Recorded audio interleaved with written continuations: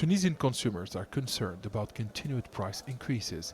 Residents say inflation is changing consumer behavior as many people can no longer afford to buy many food products. The prices are like fire. They are burning the purchasing power of consumers. Products are very expensive and scarce. I don't believe that inflation is around 9%. I feel it's much higher. The middle and low income classes are suffering. It's unbearable. With the current low salaries and the state plans to lift food subsidies, it will only get worse. Tunisian consumers are suffering from low purchasing power amid a sharp rise in the cost of living. The country's trade minister has assured of gradual lifting of subsidies, which is one of the main reforms discussed with the IMF during recent talks with the government. Officials say they will put in place a new system to cushion the needy. We will not remove the subsidy of consumer products. The subsidy will be directed to those who need it. The food and energy subsidy is an important social pillar. It is necessary to preserve social peace in Tunisia by protecting the purchasing power of consumers.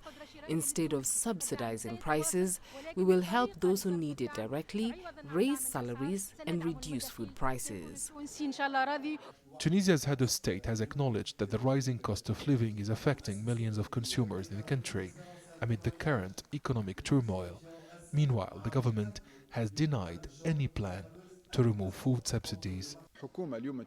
The objective of the Tunisian government is to implement structural reforms, including the reform of the subsidy system. We will improve the governance of the subsidy system by targeting the social classes that need it the most. We need to increase production and improve the economic situation to improve the purchasing power and the living conditions of the population.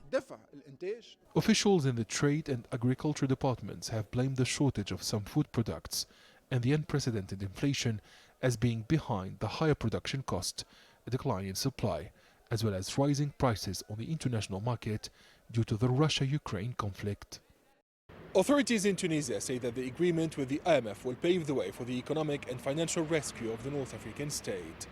However, economic observers warn that the deal will have a negative impact on subsidies and the purchasing power of millions of consumers.